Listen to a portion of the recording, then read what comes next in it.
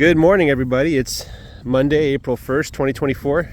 I wanted to, there's a couple comments from some commentators about what I'm doing here, and I think it's a good time to address what I'm doing versus what other people are doing versus what I plan on doing. And maybe I'll include some notes about what I did. So right now, I'm on a 6-week rotation with 2 herds that are spaced 3 weeks apart from each other. I have a 60-acre field that's almost a perfect rectangle. It's 1,000 feet wide in the east-west direction and half a mile long in the north-south direction. The field is mostly flat. There's not a lot of hilly terrain. There's a pond, if you can call it that. It dries out in the summer when it gets really dry. And there's some woods, but they're not in the way that much. I also have access to my neighbor's back 20, which is pretty wooded. I'd probably say half of it is wooded. There's lots of ponds back there, with ponds that stay, full even in the middle of a drought. So the real ponds, not the fake one that I have. But the way I graze right now, so my philosophy, the most important principle that I have for grazing is to leave plenty behind. Don't overgraze, right? And this whole year, I'm going to focus on not overgrazing. And the way I do that is I look at what they're grazing and what they're doing. And if I get the sense that they're eating too much grass, that they're not leaving plenty of grass behind, then I got to move to my emergency reserves or start feeding them hay or something and pull them off of grazing, basically. Because the cows will graze before they eat hay. And so that means if the grass is in a weak state, they'd rather kill the grass than let it grow. Which is understandable. Grass is pretty yummy stuff for cows. Right now, the reason why I chose a 6-week rotation is not just because of the mathematical simplicity of it all, but I wanted to just do a quick light grazing all across the pasture while I wait for the grass to really start growing. So we're still kind of in early spring, and any moment now the grass should explode and start super fast growing. Okay.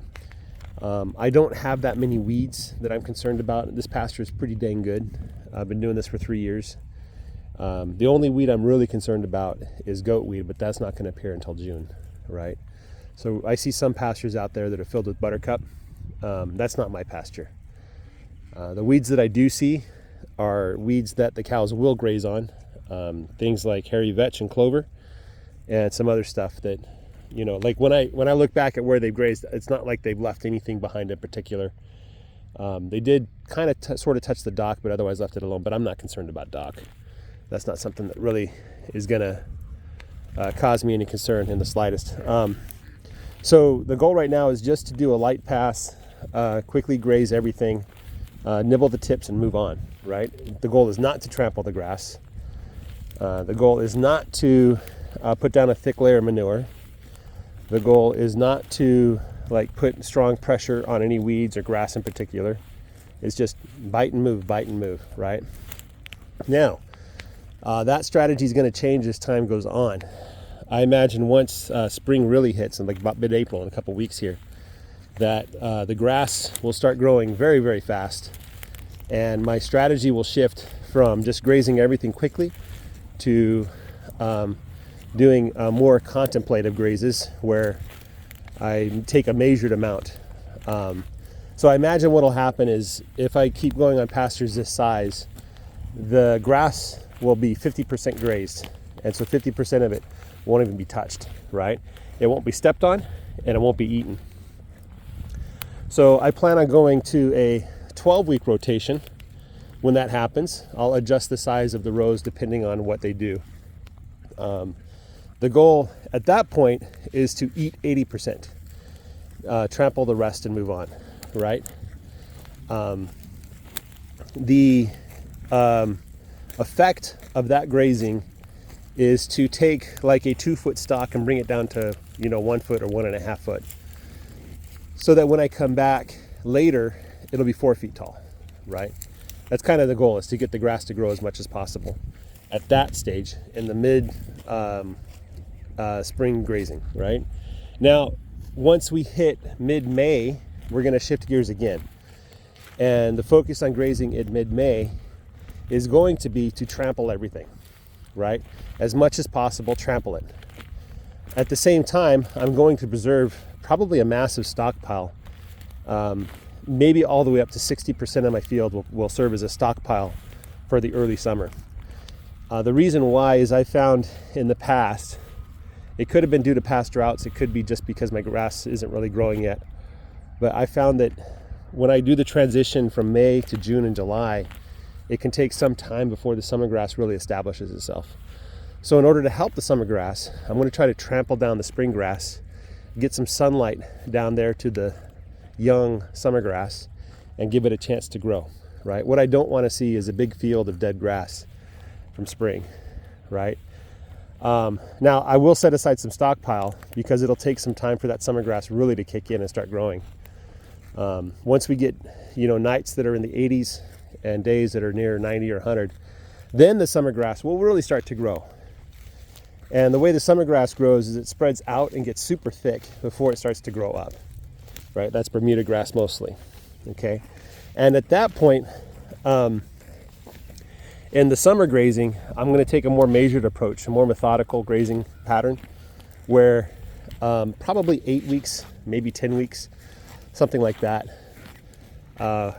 where I'm basically harvesting the summer grass and trying to do as little damage as possible to it, right? And then as summer starts to peak, we get to mid-July, then what's going to happen then is either we'll be in a drought, which typically happens in late summer. And remember, a drought here is it hasn't rained for like 3 weeks. That means we're in a drought, And so the point will be to basically try to make some stockpile for autumn transition. Now in autumn, we're not going to see as much grass grow as we do in the spring. So again, it's maybe even at the end of summer, I'll start rolling out bales of hay, confining them so they're not grazing too much, giving that summer grass a chance to, grow and develop. At the very least, leaving it alone so it can put down some good roots for next year. And then once the autumn hits, then I'm going to take basically a third of my field and set it aside for a winter-spring stockpile. So in the autumn pattern, which is going to continue through winter, I just graze 2/3 of the field. I basically harvest what I can without doing too much damage, and then I feed hay the rest of the way. And then at some point in the winter, I announce that there's no more grazing, and I confine them to a smaller space and just move them in that smaller space to try and keep the parasite count down while I feed them hay and protein and things like that. Okay, so that's kind of the grazing plan I have for the year. I don't really have a plan to trample anything except for maybe in late spring to give that summer grass a chance to start. I don't plan on using any kind of machinery for any purpose except moving hay. And even then, I'm planning on renting or borrowing a tractor just for a couple days to position my hay in the field. And then I'll use a bale unroller one way or the other to unroll the bales of hay as the cows eat on it, right? Another thing to consider is that next year I plan on lambing and calving at the beginning of April. So I've written down a schedule on when I need to turn the bulls onto the cows and when I need to turn the rams on the ewes, right? With the target date of April 1st, right? Today is April 1st. I might adjust that date to April 15th because if it looks like this on April 1st, I'm not going to be too happy dropping calves and lambs, right? I want more grass than this. This is good grass, but it gets a lot better than this. And so maybe mid-April, April 15th. So I'll bump everything up 2 weeks so that they get even more grass when they're born, okay? But right now my grazing is not about trampling. It's not about, putting pressure on any particular piece of ground. It's just about feeding the cows, getting them to move, leave as little pressure, as little damage as possible, and moving them on to the next area so that the grass doesn't get interrupted very much in its growing pattern. Is this the best grazing plan? No, it's not. It's what I have though. It's the best I can come up with. For my ground, for my cattle, my sheep, what I've seen in the past couple of years. Now already, as you've noticed, I've decided to make changes. One of the big changes next year is I'm not really going to plan to start grazing. What is that calf doing? I'm not really going to plan to start grazing until mid-April, right? I'm going to let the ground rest until the grass is 2, 3, 4 feet tall, and then I'll start grazing on that, right? The other change I might make next year is I'm going to set aside more stockpile, right?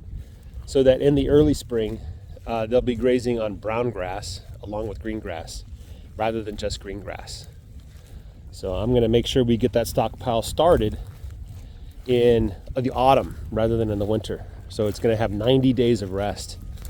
So hopefully the summer grass will put out a couple more inches, and then I don't know what's going to happen, but hopefully there'll be plenty of summer grass to browse and graze on when the green spring grasses come up, right? So those are two big changes that I'm thinking of doing next year. Obviously it's too late to do that now, but anyway, I hope that answered some questions people have about why I'm grazing the way I'm grazing. I should mention also, one of my big goals is not to use machinery.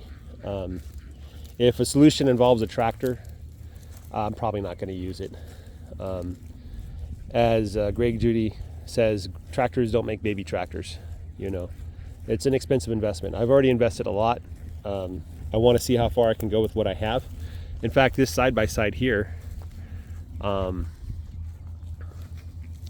wondering what I could have done without it, but so far it's been infinitely useful in many, many ways, you know.